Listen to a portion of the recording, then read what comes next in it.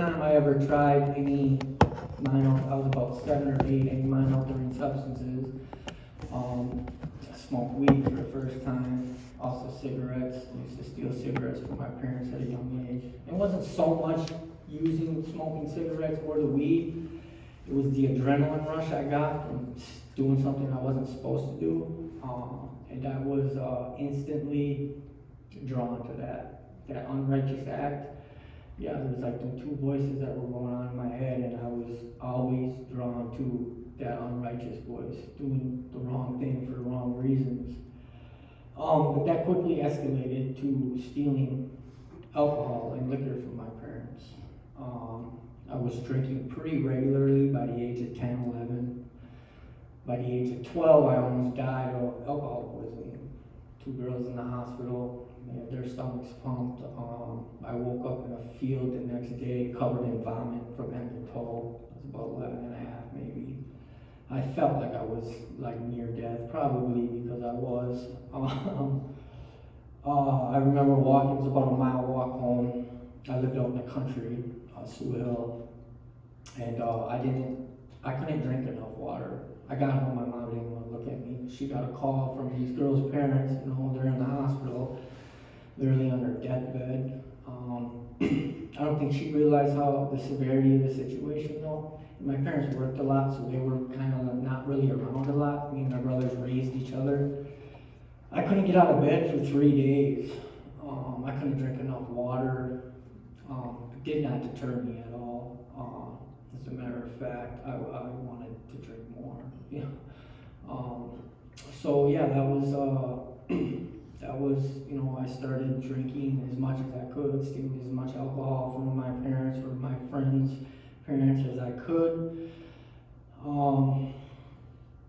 About by the age of 12, I had my first run-in with law enforcement and paramedics and DNR and firefighters.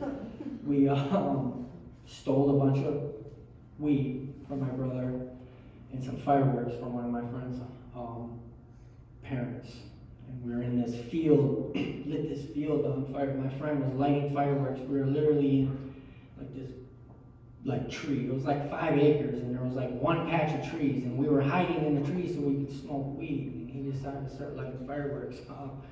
Well, we lit like 6, 7 acres on fire. Evacuated a couple subdivisions. Yeah, it was pretty interesting. Yeah, so that was 12. I entered junior high, and by this time I was like turning all my friends on. I used to steal Ritalin. At the time my brother was pregnant from my friends and trade them for weed and alcohol. And I remember walking through the halls of middle school with water bottles full of vodka and trying to get anybody I could, you know what I mean? Try this stuff. Awesome. Skipping school all the time. I was skipping school all the time. Coming to middle school. I want to back up a little bit though. Like this was going on, and like I said, there was a lot of drugs and alcohol in my family, a lot of domestic abuse. You know what I mean? My parents were, my mom was a bartender. They'd stay out, bars, darts, and they were constantly coming home, fighting. There was a lot of that going on. And things would tend to get crazy at my house.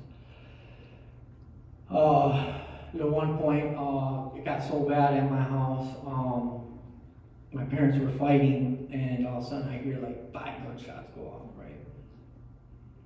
And I'm thinking like my dad just shot my mom. I was probably about 8 at this time. About a half hour later, I hear somebody coming up the stairs. I'm thinking, I didn't know who it was. Here it was my mom. I heard my mom's voice. I literally threw up. That one stuck with me. That one was hard. And I really was, I just didn't. I don't know. Like I wasn't comfortable. I wasn't happy at home. I really wasn't happy at home. I didn't fit in. You know what I mean? Like I was always apart from. Never felt a part of. I had a pretty big family, but I just didn't feel like I fit in, not even at home. So when I started drinking picked up weed and started drinking, none of that mattered. You know what I mean? It didn't matter what was going on around me. Because I didn't have to feel anything. And I learned that at a very young age. You know, and then when I did get attention, it was always negative attention.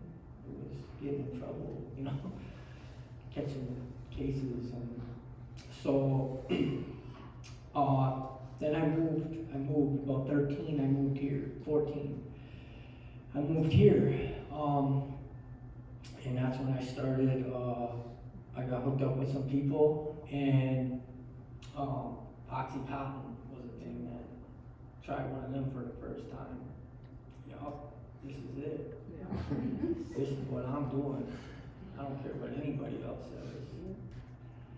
So I did. I got my hands on as many of them as I could, and I used as much of it as I possibly could. Getting scripts, along with Percocet and Vicodin, and drinking every day. I didn't really think I went to school maybe 80 days my freshman year. Never at school. Smoke weed, do Oxycontin. This is what I'm doing. And that's what I did. I was 15, and then with that I had to fuel this addiction, right? So me and my buddy got some wind of this guy. He had a bunch of firearms. All right, like middle of winter. Cool, we're gonna rob this dude. So that's what we did. Went to his house, knocked on the door, opened the door, yelled, nobody answered. Okay, he's not home. We went in, we tried to steal 19, I had 19 firearms I tried to walk out of his house with. As I was doing that, he pulls up. Walking out of his front door with 19 of his guns, middle of winter. Shit. Yeah, my friend's still inside. You know, still pulling guns out of this closet of his.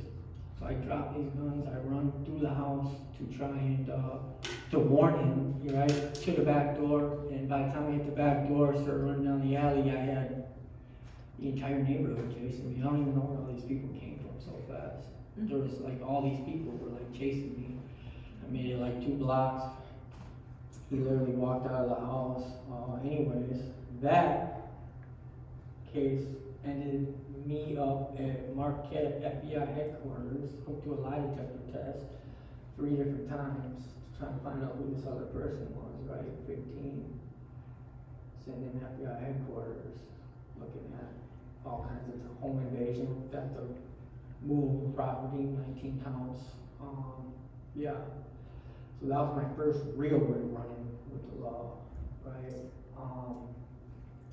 Anyways, I'm fighting this case, you know. It ended up kind of working out in my favor because he got caught robbing another place about a month later, which helped my sentencing.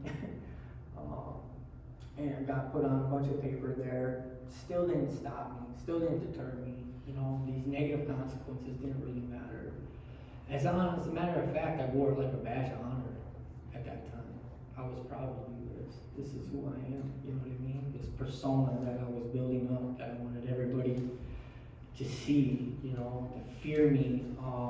That was a big part of my mentality. Violence was another for me, constantly getting into fights for no rhyme or reason, just because I could, right?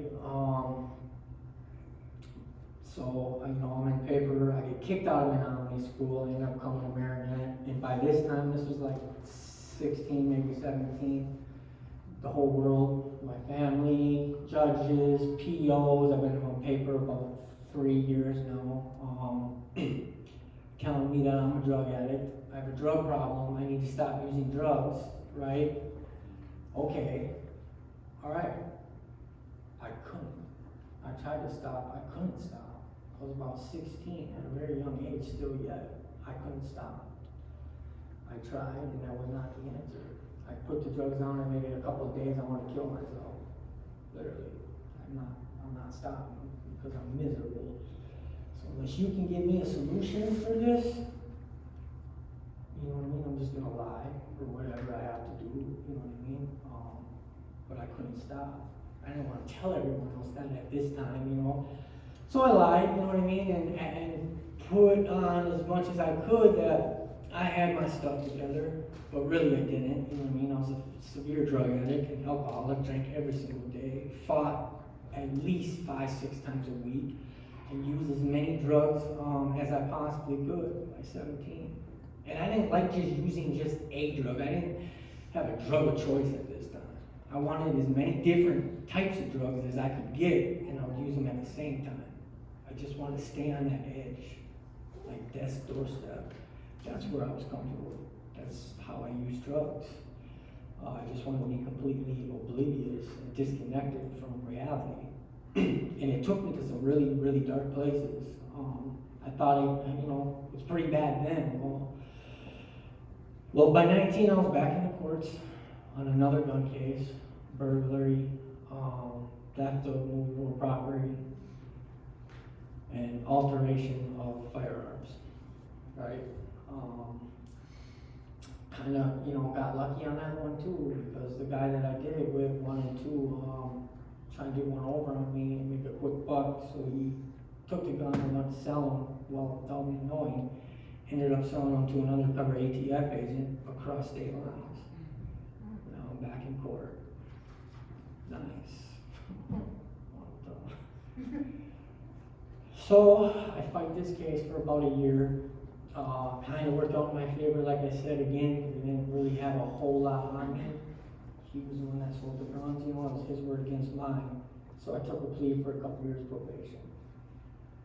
Pretty much a slap on the wrist for the things I was doing. Didn't deter me at all. Again, felt like I was untouchable at this point. I was about 19. Got out of some serious stuff, and that just played into my ego, right? I felt like I was untouchable. Cops can't get me, you know what I mean? I kind of got my stuff together. At least a lot of people think, like, didn't really have that criminal look yet, That was right around like the before picture on the profile thing took place, right? So I moved after that case. I ended up moving to Green Bay and severely got addicted to crack cocaine and heroin, running in Chicago about 3-4 times a week. And that went on for a couple years. And it got so bad at that point. My family didn't trust me. Nobody really liked me around, right? And I just remember being so depressed at this time, so miserable and so afraid. Every time I would leave, I would be so afraid to come home. I'd literally stop at the door, take a deep breath before I walked in, because I didn't know if I was going to walk into my girlfriend alive or dead. That was an everyday thing. She literally felt that same way, that deep breath every time she walked in, because of the way we were using drugs. And it was nerve-wracking, you know what I mean? Like that, it was just so miserable, it was so dark. By this time, that went on for a couple years. I was living in Green Bay, everyone knew I had a problem. There was no hiding it at this point. I got a problem, I cannot keep a job. As a matter of fact, I was working in Green Bay and I was super dope sick. So I ate a bunch of Xanax, thinking I could ease that, you know what I mean, make it into work. Well, I was so messed up at work, I don't know what's going on. This chick literally took care of me all night. I worked third shift. She hid me out in a closet and took care of me the entire night till the shift was over with. I go out, I remember just getting in my truck and I'm trying to drive home and I cannot keep my car on the road. I'm in these yards, you know what I mean, even big driving. Yank it back over, and next thing you know, I'm back up in the yard. And I notice a car following me. Alright. So I stop, I get out, I start walking. A couple minutes later, a cop pulls up behind me, picks me up. You need a ride? No. Well, I'm gonna give you one. Okay. So he didn't take me to jail. He put me in his car, asked me where I lived. He was like, yeah. He's like, you got 2 flat tires and you left your mirror in the back of somebody's front yard. All right. He's like, don't worry, I'll send some tickets in the mail. And, he brought me to state lines. I lived in New Franken. Dropped me off. He said, all right, have a good day. Wow, all right. Yeah, so here I lost my job. I ended up getting fired shortly after that. Shocker. And I mean, things got really, really bad, especially after I lost my job. Started cheating on my girlfriend, just doing a bunch of terrible things, treating her like absolute garbage, you know what I mean? And not that she deserved it. I really feel like I took her innocence, got her hooked on drugs, you know, treating people, you know, that was the thing, like, it didn't matter about other people, you know, especially at this point, it was all about me, right? Selfish, self-centeredness, you know, people were objects, even my girlfriend, you know, it's what can you do for me? I have no credit, but you do. I don't got a car, but you do.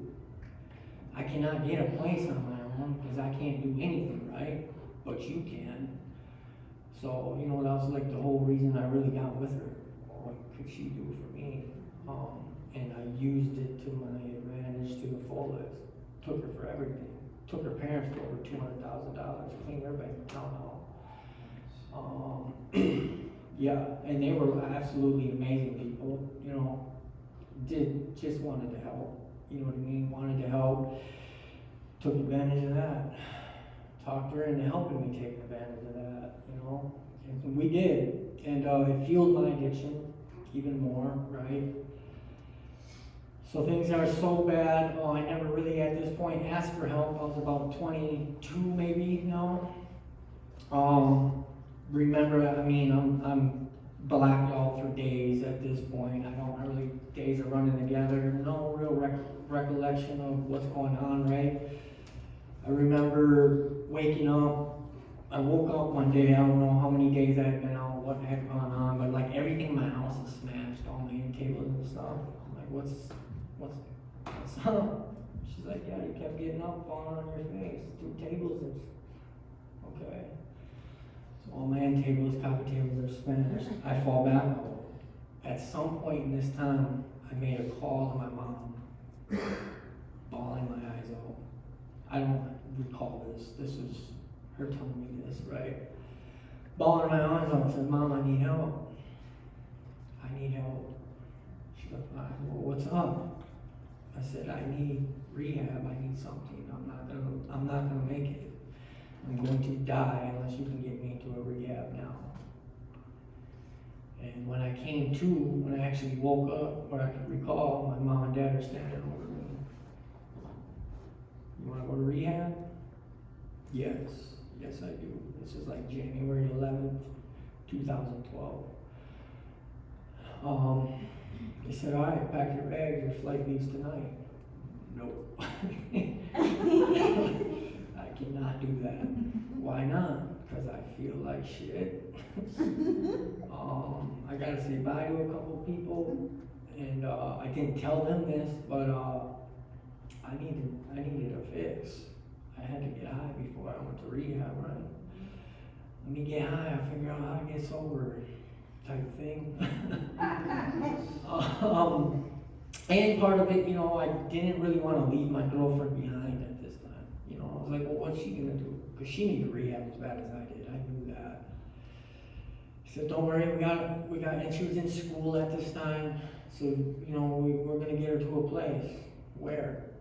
You know, they threw the methadone clinic at me. Absolutely not. You're not gonna send her to the methadone clinic. You know what I mean? That's worse than being on heroin, in my opinion. So we had this intervention. We drove from Green Bay back to here, had an intervention with her family. Agreed we're gonna get her into rehab. I was able to score some heroin. All right, let's go to the airport. I'm going to rehab down in Florida. Okay. So I went, shot up a bunch of dope at Green Bay Airport in the bathroom. Got rid of all my stuff, got on the flight. By the time I hit Fort Lauderdale, and then it was a 2-hour drive, we were West Palm Beach, I was so sick, I was literally shitting my pants and throwing up, laying at the nurses, at the bottom of the nurses station. Plus it was 2 hours of paperwork. that I had to go through before, and they kept promising me, don't worry, get through this paperwork, we'll medicate you when you get up the stairs. All right, hanging on to it, right? Yeah, by the time I got through the paperwork, it was like 2, 3 in the morning. There was nobody on staff. There was no doctors there. So I'm literally laying there, you know what I mean, covered in feces and vomit. Listen, you need to get me some type of drugs,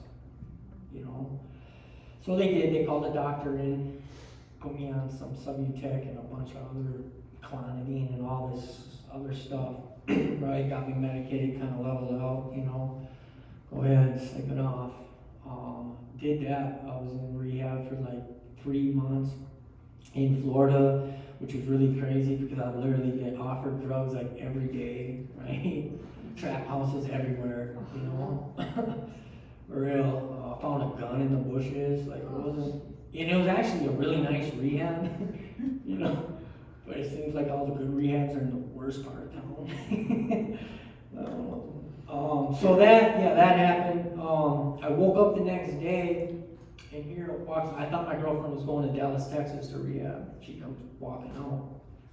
Oh, what's up? Ended up in the same rehab. You know what I mean? Thought it was gonna be great, right? And it was, until things took a turn for the worse with her while I'm in rehab. I'm there 3 months, right? She starts running off with some other dude. I lose it, right? Of course, I like trying to kill this dude. So they kicked me out of rehab. You know what I mean? Well, there was that incident, and then we were taking this pre-workout called Jacked. It's like one molecule different from amphetamines, right? So like 10 of us just start popping dirty on our UAs. All right. Well, I ended up getting kicked out. Sent me on a plane home. Came back here. Was doing all right for like a hot minute. Then started relapse back on methadone. And that started the whole train again. In and out of jail. I mean, I can't tell you how many times I've been arrested. Probably like 70, honestly. I've sat in Marquette County Jail, Delta County Jail, Menominee, Merrimack, O'Connell, Milwaukee, Florence County, Chicago, one down in Florida, Benton Harbor Jail. I mean, did the whole tour, right? So in and out of jail, you know what I mean? Now I got this criminal look to me. I can't get away with nothing. Here I am, just miserable, absolutely miserable, but I cannot stop using drugs. It's about the only thing I got going for me, keeping my sanity, keeping me alive, keeping me from blowing my head off, honestly. So that's what I did. I just continued to use drugs. I came back here, kind of got back with that girl, started using again heavily. It didn't last, obviously, we broke up. Things just started, it was the same cycle. I kept it together all right for like a couple years, honestly, you know what I mean? Like a functioning addict, about 10 jobs within that span, but at least I was working, right? Still severely addicted to crack cocaine and heroin, but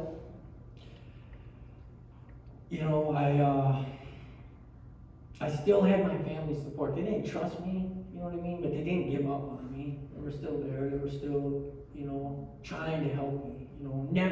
I'll tell you this. And this is one thing I love about my family and I absolutely respect about them. As bad as it got, and it's not just me going through this, right? All my brothers and sisters are drug addicts, either currently in addiction, sitting in prison right now, sitting in county jail right now, or, my sister's doing pretty good, but we've all struggled with this. We've all struggled with court cases, addiction, overdoses, right? They've never given up on any of us, ever. As a matter of fact, because it got so bad in and out of the court systems, my parents cashed in their 401k, both of them. Been on the side of jail, court costs, lawyer fees, bonds, books, commissary, fines, trying to help us get back on our feet after all this crap that we're going through, they're broke, right? Cashed in their entire life savings to try and help us. So, you know, I mean, that I love them for, you know, but they almost love me to death. You know, they almost enabled me to my grave. But they didn't realize it, they couldn't see that, you know, they didn't know it, they just loved me that much, right? Loved my brothers and sisters that much. And I wasn't learning anything, because every time I went to jail, I had it made. I had a bunch of canteen food, you know what I mean?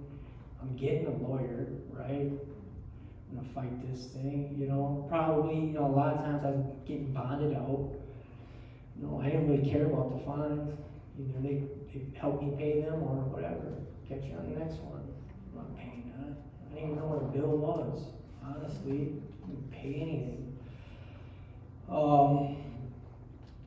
But yeah, but it didn't help me at all, right? And I have this huge ego now because the law really can't get nothing to stick, nothing serious. You know, I've been to jail a bunch of times, but it was a lot of petty stuff. All the major felony cases that I had, you know, I was able to like escape, get out of, slap on the wrist, only played into my ego, kept fueling me, thinking I was untouchable, and I really did. Thought I was God, you know what I mean? Yeah, rude awakening. I'm not. So I'm back ripping and running every time I get out, and a lot of times, you know, I had this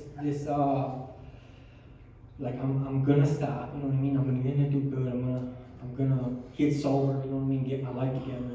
As soon as I got some fresh air, right back to the trap house. I'm getting high, you know what I mean? And that's what I did, you know. I had no solution. I had no outs. I didn't know how to live life on life's terms. And it caught up with me. 2017, I went through the worst depression and cycle of my life. This is when things got completely dark for me. I was so depressed. My girlfriend ended up getting pulled over, went to prison. I lost everything in a matter of one day. Like, I had 2 cars, I had money in the bank. You know, I was still on drugs, but like kind of self-medicating, but keeping it together. I was working, I had a place. I lost it all. Matter of a day, right? All right, well, I lost my job, had an abscess that got infected, almost lost my hand from the scar, almost lost my life, you know. Probably within a day of starting to lose fingers, probably my hand, within a couple of days of dying, because I wanted to just push it off, right, and go to the doctor. You know, an infection grew up to my elbow. So when I went in, the emergency, you know, put me under. All right, you need emergency surgery, like now. IVs, let's go. You ain't leaving. So I woke up, you know what I mean? I'm in the hospital for 4 days. This gnarly scar. Can't work, you know what I mean? So I'm not working. My girlfriend's in prison. I am absolutely miserably depressed. Depressed beyond depressed. And still have this drug habit, right? But all the drugs I was getting were prescribed and they were all hers. Now she's in prison. Now what am I gonna do? You know? I ain't got my little piggy bank to fall back on, pills and weed, and, right? Alright, so I guess I gotta resort back to what I know, sell heroin. So that's what I did, to try and keep the place, you know what I mean? Try and keep me together, try and keep what I had. So I started selling heroin. Moved my little brother in, and by this time I'm so like, I'm losing it. I'm losing it. You know what I mean? I'm trying to sell drugs, but I keep doing all of them. So, you know, I don't know what to do here. Like, I get a bunch of money, go re-up, and then next thing you know, like, I didn't make not $1 on this. All right? So one of the worst decisions I probably made, I'm going to give all the money and drugs to my brother. You do this for me, right? Yeah. He's sitting in prison right now. Gets out in November after a 4-year stint. Thanks, big brother. You know what I mean? I blame myself for that. You know what I mean? A lot of that, a lot of his troubles, because I was the influence. I was big brother. He looked up to me. You know what I mean? He idolized me. And I didn't show him ever anything good. I didn't know how to do good. I was so felonies were very attractive to me. That unrighteous voice was very attractive to me. I liked doing the wrong things for the wrong reason, in the wrong place for the wrong time, for a very long time, until I hated it, and I didn't know how to not be that, because that's all I know. That's all I know how to do is shoot dope. I honestly did not believe that anyone was truly sober until I got into recovery this time. I didn't think people were sober, because I didn't know absolutely anybody that did not shoot dope or sell dope or commit felonies.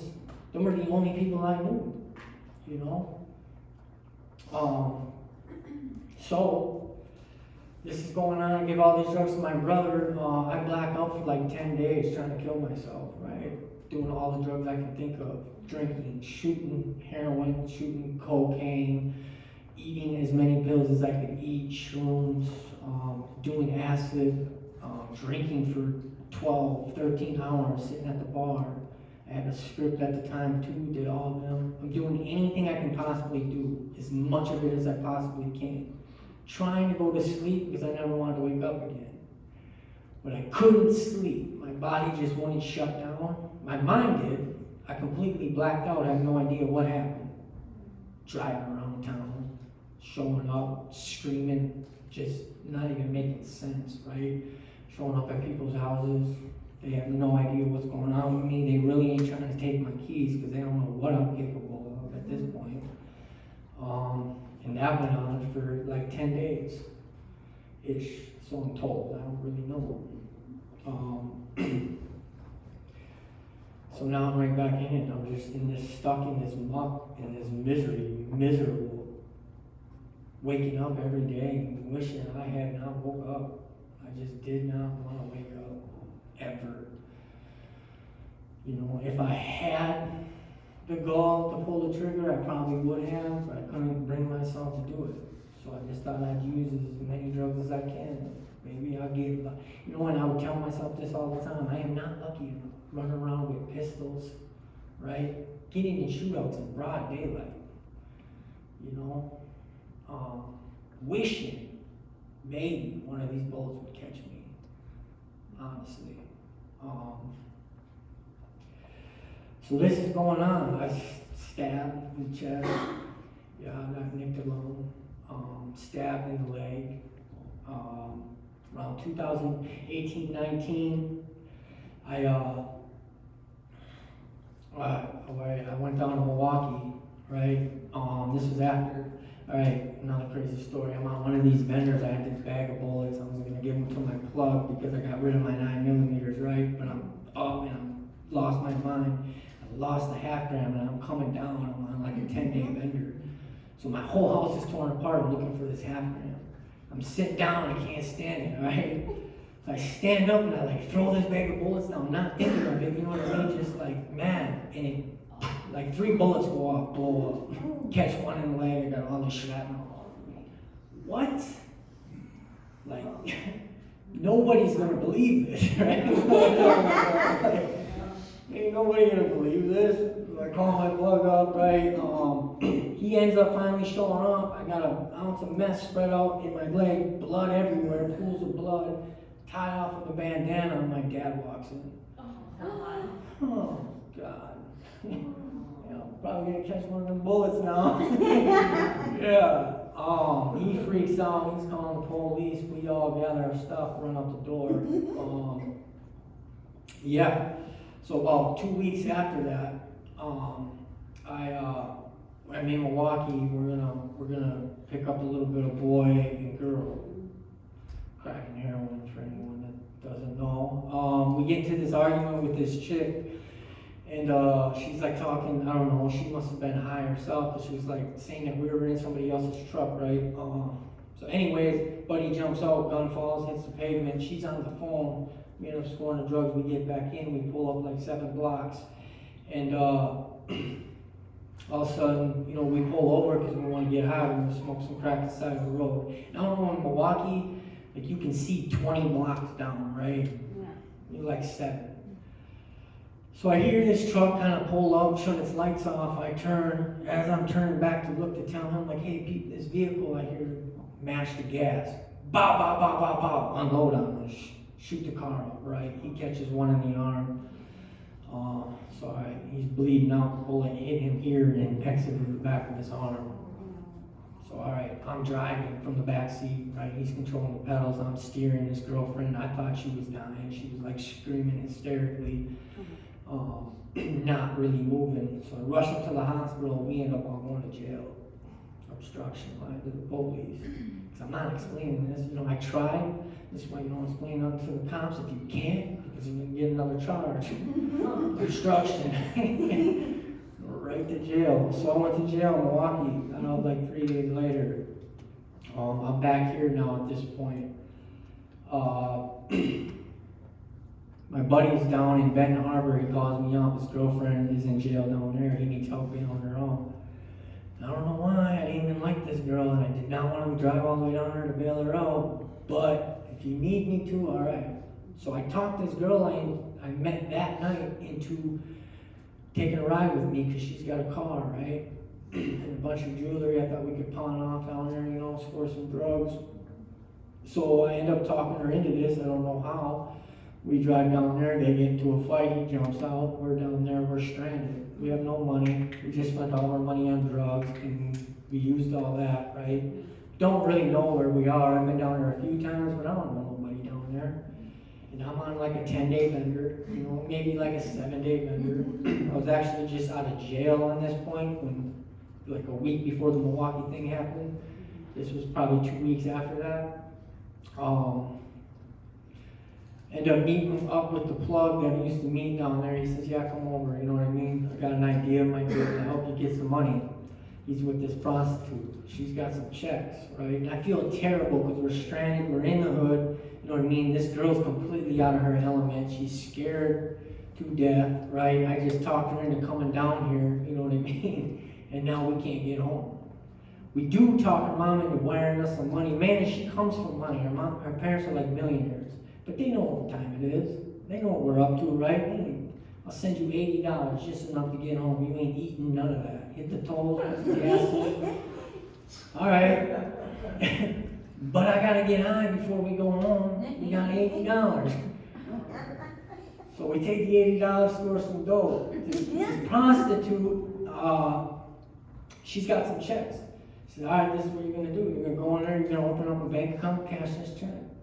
Now I know I'm about to catch some felonies, but I need some money and I gotta get this girl home. I got her into this mess. I got us into this mess. I gotta get us out of this mess. I'll deal with the consequences later. So I go in there, I open up a bank account. She writes out this check, and she wrote the check out wrong. She put like the dollar amount where the date was supposed to be, right? So they like try and call the business, you know what I mean? Well, the business wasn't open, they didn't answer. So she hands me the check back, she says, yeah, if you could just get this check rewritten, you know, come back and we'll cash it for you. I said, all right. So I walk out, they're gone. This prostitute and this chick's not in the parking lot. I have no idea, you know what I mean? By this time, I'm like, it's like 100 degrees out. I've been up for days. You know, again, I'm like coming down. I start getting really confused. I don't know how long I waited. It felt like an hour. I have no idea if it was even close to an hour. So I said, all right, whatever, you know what I mean? I thought I seen what looked like their car across the street. So I run up on this car and go to get in. Well, it was not them. It was like a family of like a couple of black kids in the back seat. Mom started screaming, what are you doing? Slam the door. All right, I'm home. I started running.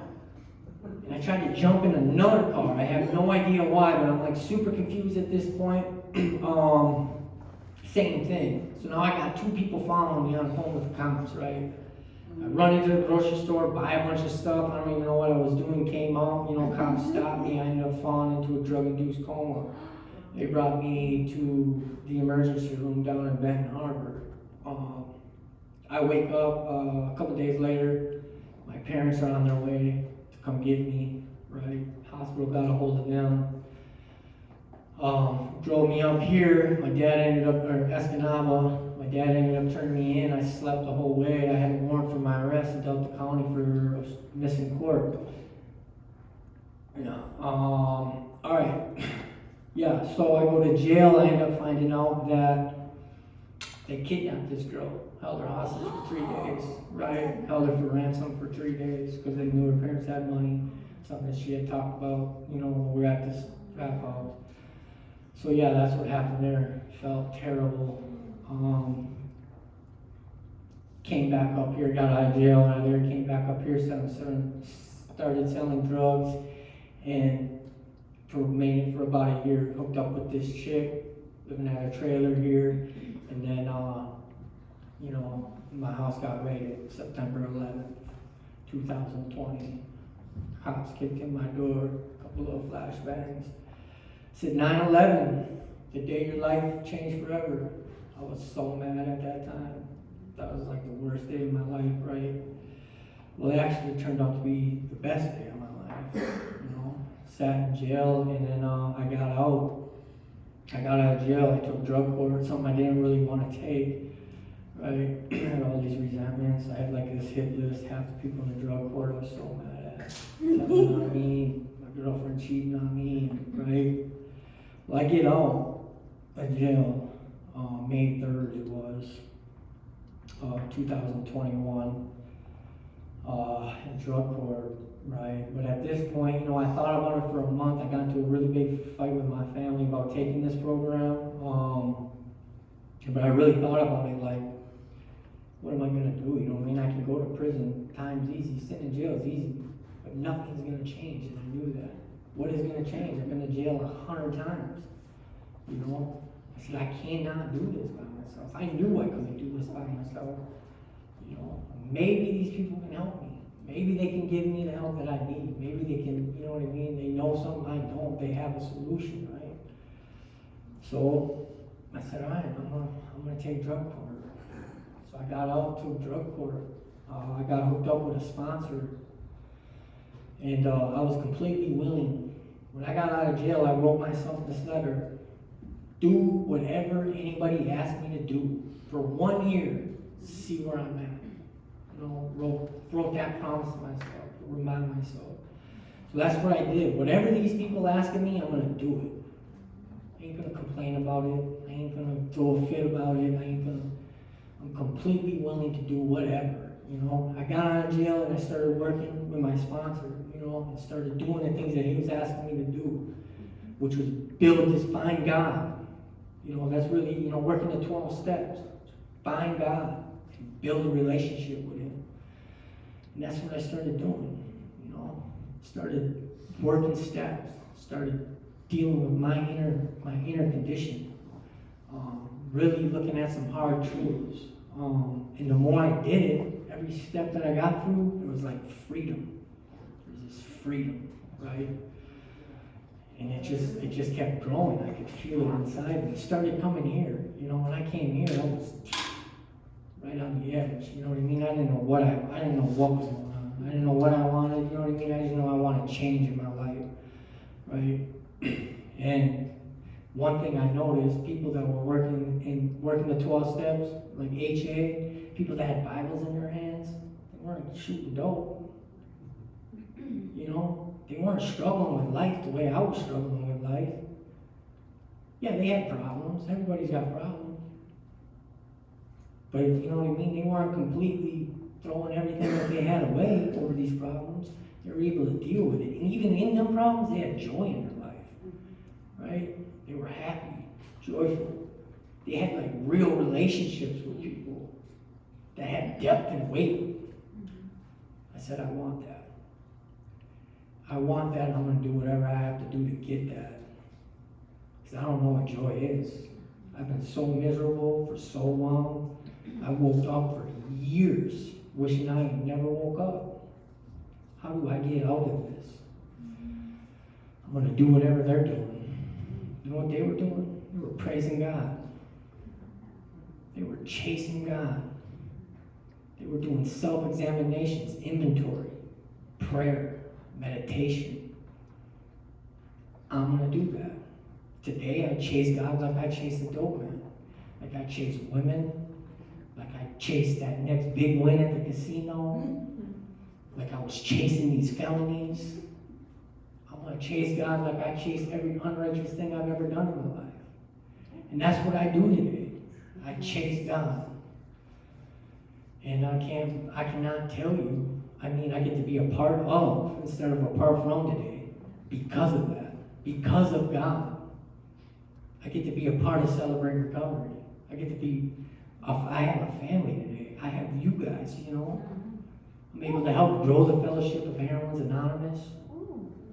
I'm able to be there for my family. They can count on me, even through the struggles. Let me tell you, my family got to come watch me get baptized, which was absolutely amazing.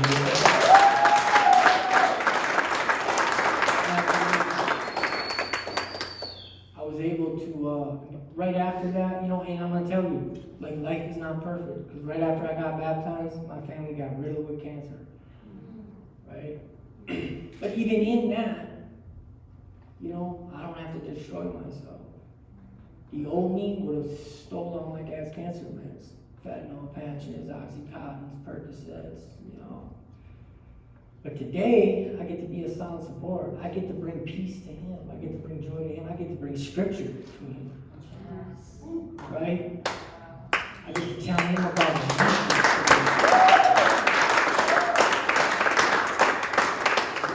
Help comfort him. I got to go up and read scriptures to my aunt when she's on her deathbed. Pray with her so she's still conscious. Pray over her before she passed away. Bring that to my cousins, to my aunts, to my uncles. I couldn't have done that without the power of Jesus. Through God, chasing God. Today I get to be a part of. I get to be someone people can count on. Someone people can look up to. My nieces, my nephews, my brothers, my sisters, people in the community, help build the Fellowship of Heroines Anonymous, right? Sponsoring guys, you know what I mean? Just taking them through some steps and showing them there is a solution. No matter how dark it is, no matter how bad it gets, don't ever stop fighting. Do not stop fighting. You know somebody's stuck in it, don't give up on them. Don't ever give up on them. Because you have no idea how much good they can do in this world. How much love they can spread throughout our community. How many people, how many lives that they'll be able to touch. How many people they will lift up. You have no idea who the people will become, what they will do. And everyone deserves a chance. Everyone deserves. Because a lot of times we can't fight for ourselves, we just lose it. You know what I mean? But there's people there. If it wasn't for these people welcoming me with open arms, showing me that love, lifting me up, just being there, being a good reflection of Jesus. For me, a good reflection of what the Bible is talking about. I might not have all the answers, but God does. He is all-knowing and all-powerful. Right? So as long as I turn my thoughts and my will over to Him, anything is possible. The sky's the limit. There's nothing I can't do.